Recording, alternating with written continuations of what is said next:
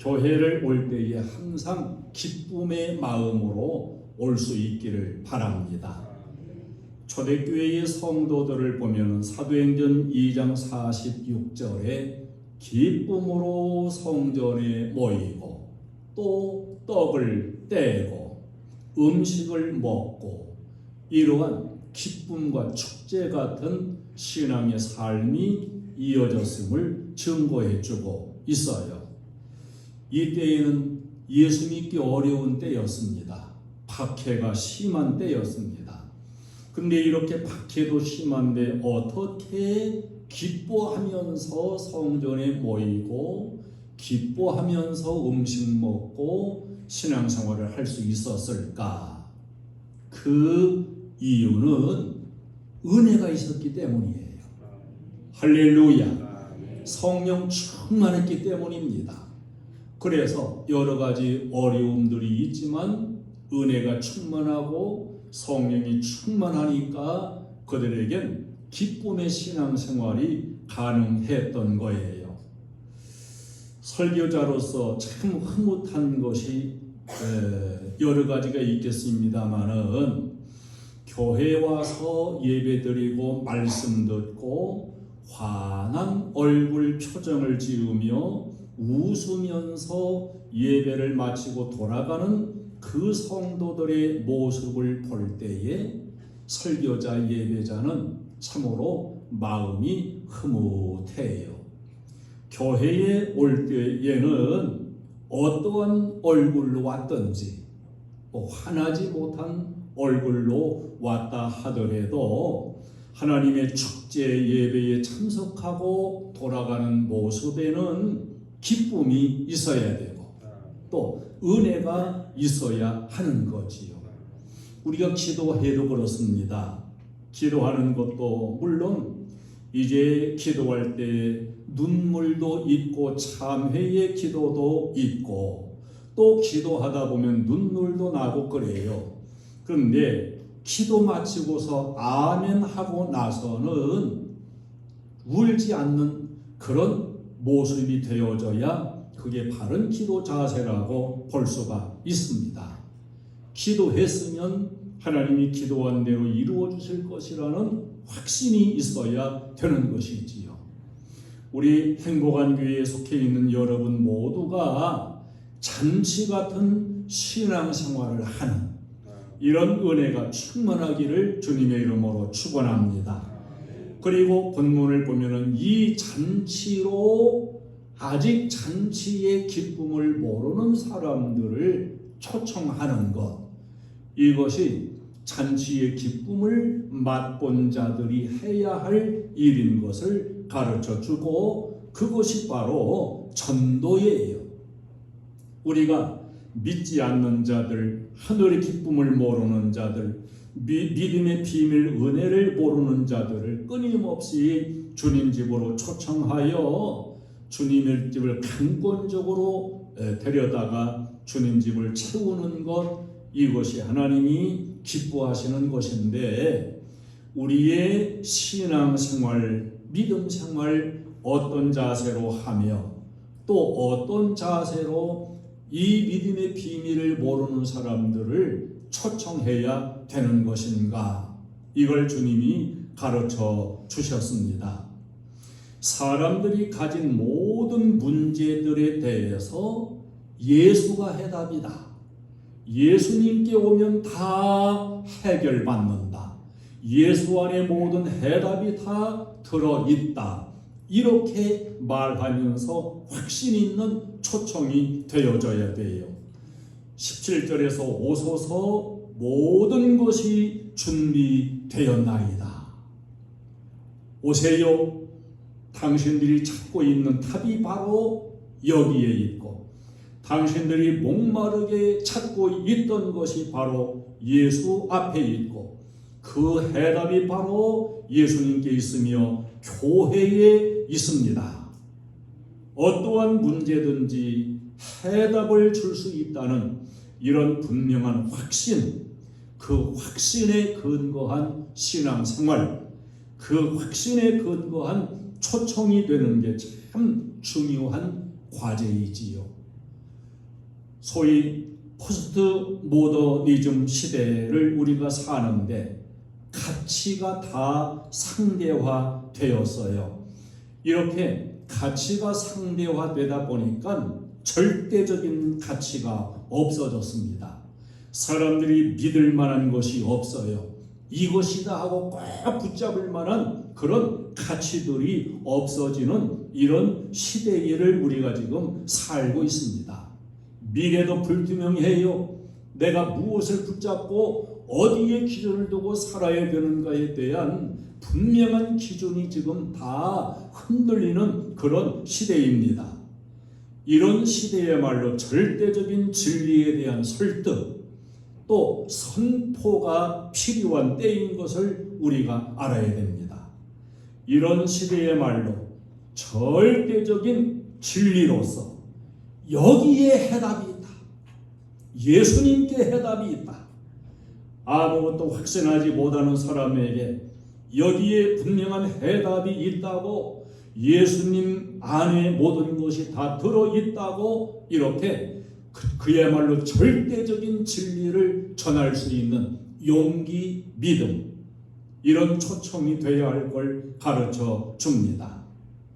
죄에 어떠한 의식도 없는 이런 시대에 살지만은 죄로 말미암아 어딘가 불안하고, 죄 때문에 평안은 다 빼앗기고, 죄 때문에 인생의 향방을 모르고, 죄 때문에 목적까지 상실하고 살아가는 이러한 포스트 모더니즘 시대의 사람들에게 당신이 찾는 것이 그리스도 안에 있다고 하는, 그리스도가 해답이라고 하는, 그리스도에게 소망이 있다고 하는, 주님께로 오면 모든 것이 다 준비되었노라고, 이렇게 분명한 진리를 말하고 분명한 초청의 자세가 되어져야 된다는 사실을 말씀해 줍니다.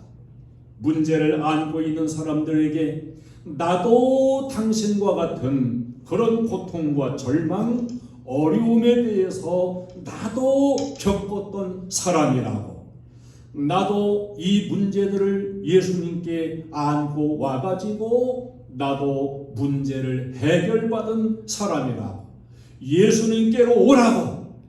할렐루야. 예수님께 오면 해답이 있다고. 예수님은 어떠한 당신이 품고 있는 고민스러운 문제라도 다 해결하실 분이라고, 이렇게 전해야 되고 이렇게 초청해야 된다는 사실이에요. 그때가 만일 참된 행복을 찾거든 예수님을 만나보세요.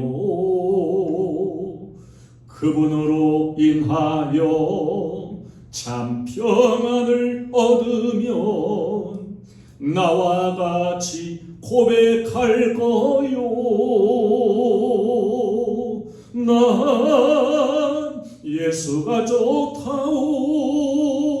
난 예수가 좋다오. 주를 사랑한다던 베드로 고백처럼 난 예수를 사랑한다오. 주님 앞에 해답이 있노라고.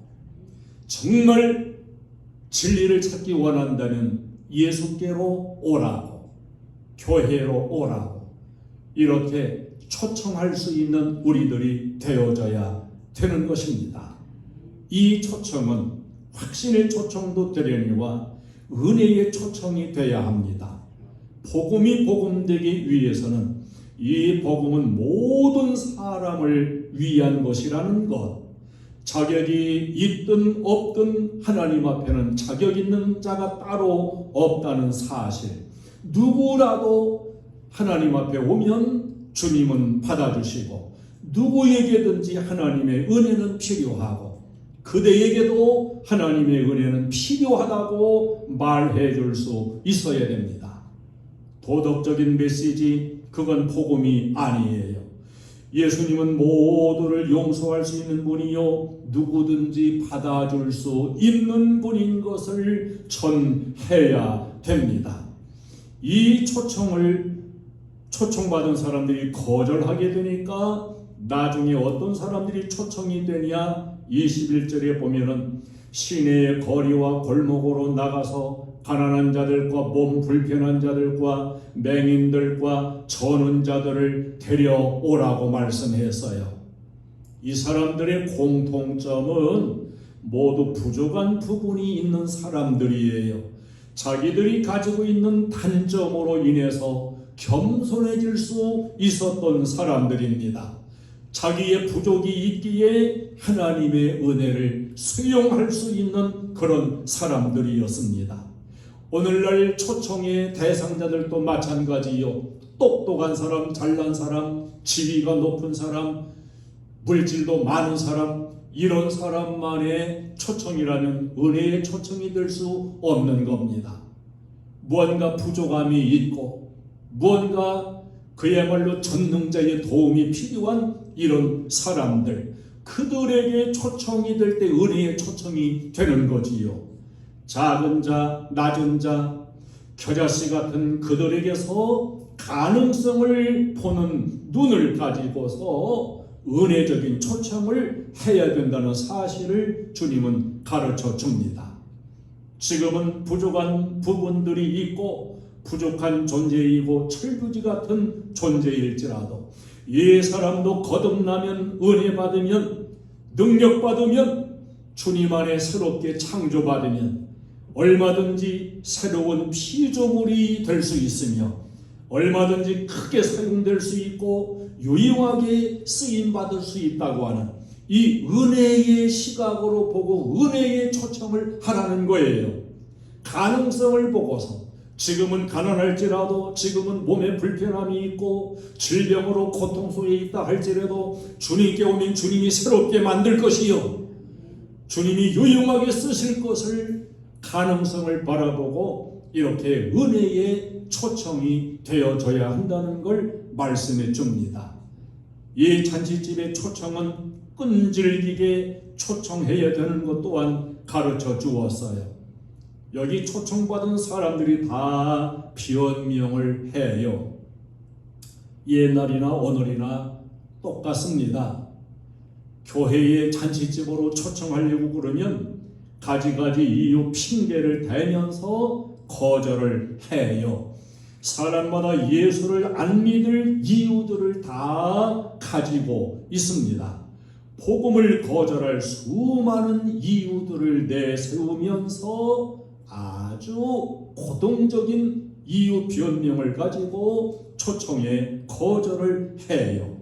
예수님 받아들이기를 거부하고 있는 사람들, 이 이유들에 대해서 설득하면서 그걸 극복해야 되는데, 우리의 초청이 마지막에 능력을 갖기 위해서는 이런저런 변명들을 말하지만 그 변명을 극복할 수 있는 끈질긴 초청이 되어져야 된다는 걸 예수님은 말씀하고 있습니다.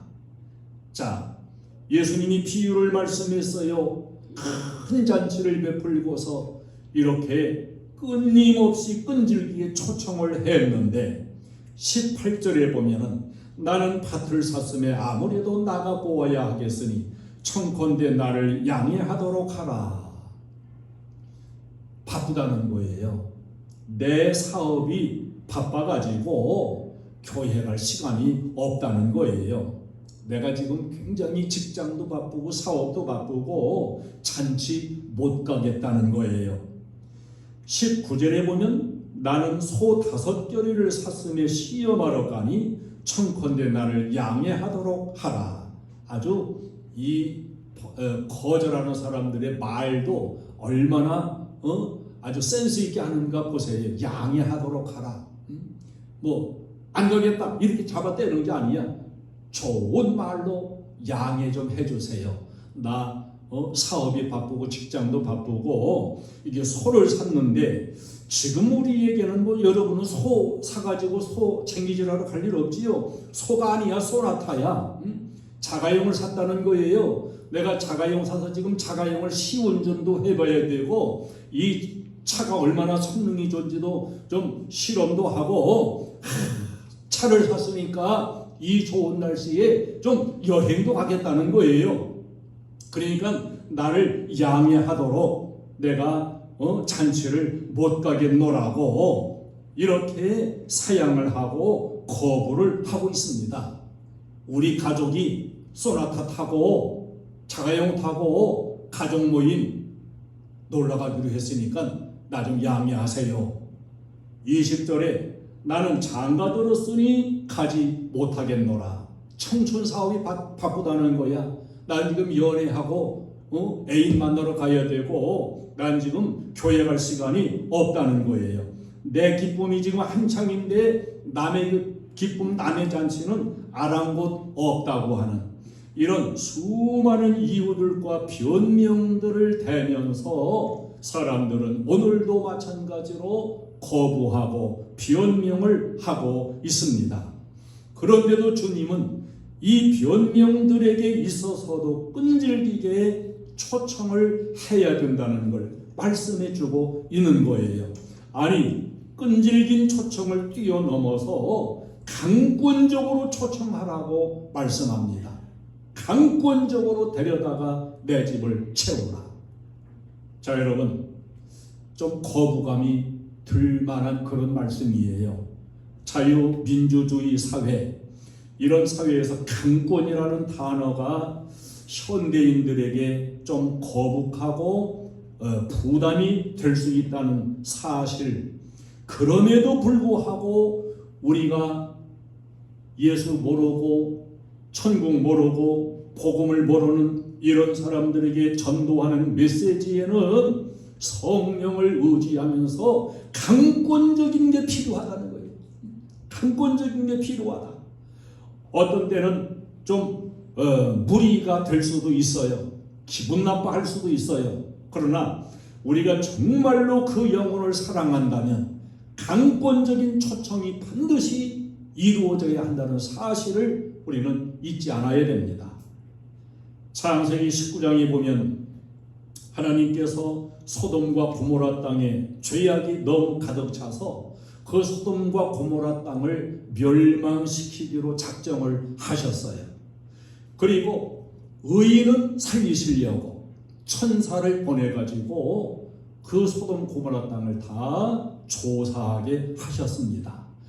아브라함의 조카였던 롯의 가정도 그 소돔 땅에 살고 있었어요.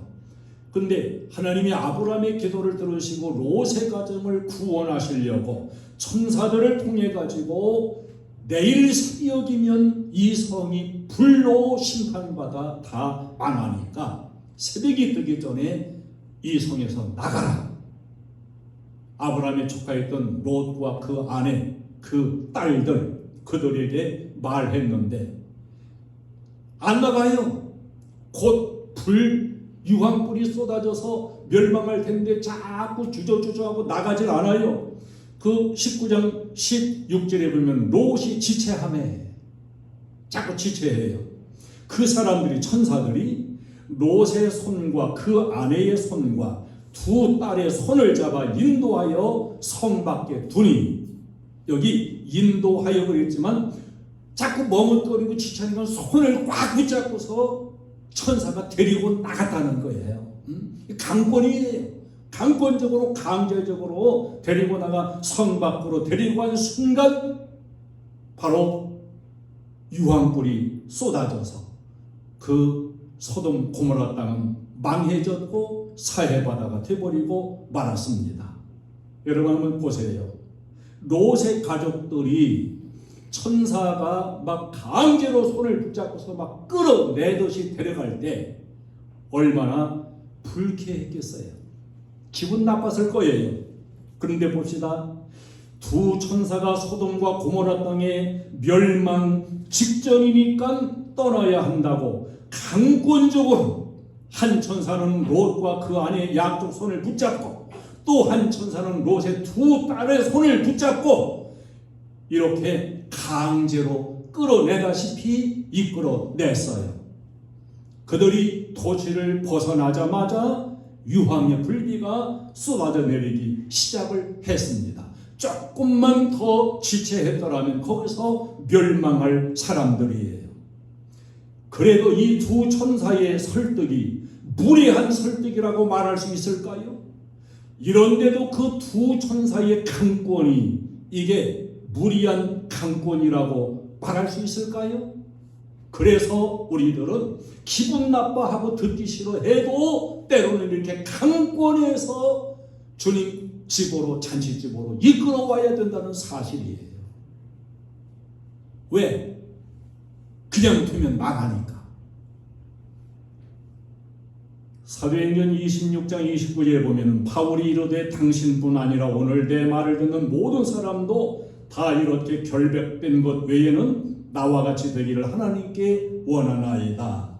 이것은 재판을 하고 있는 아그리빠 왕에게 바울이 한 말이지요.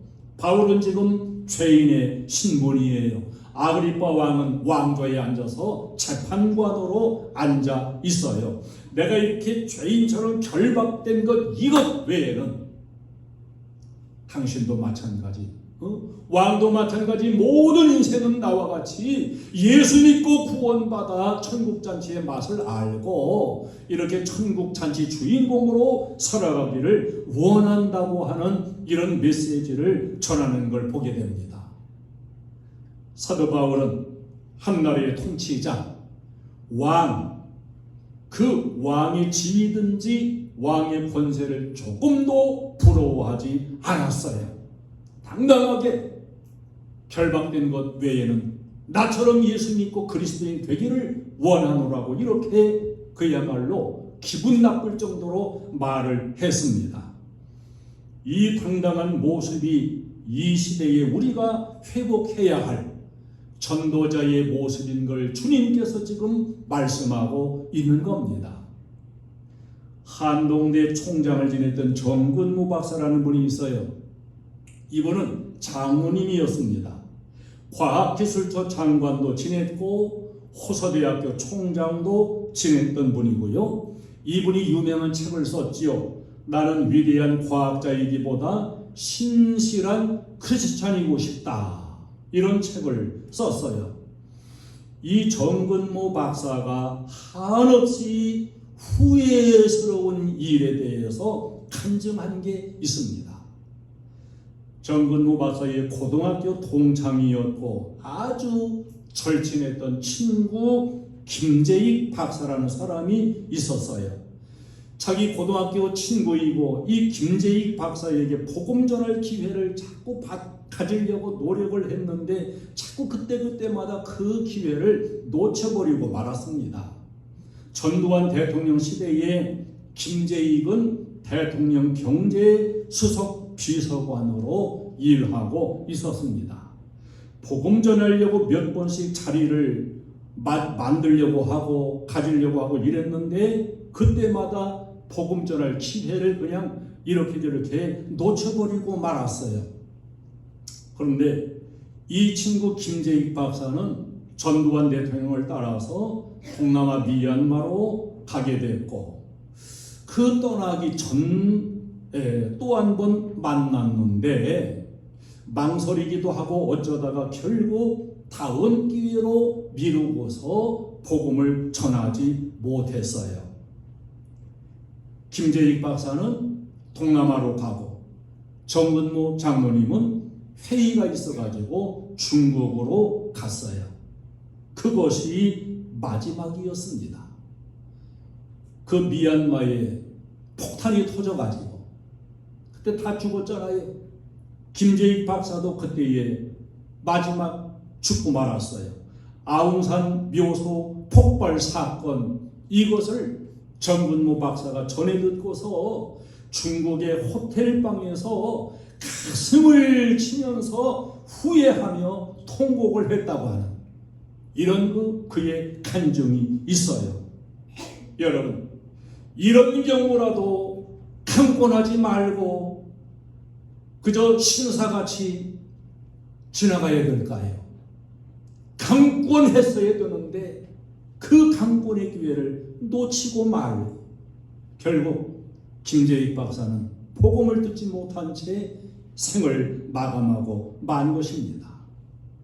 기회라고 하는 것은 항상 있는 게 아니에요.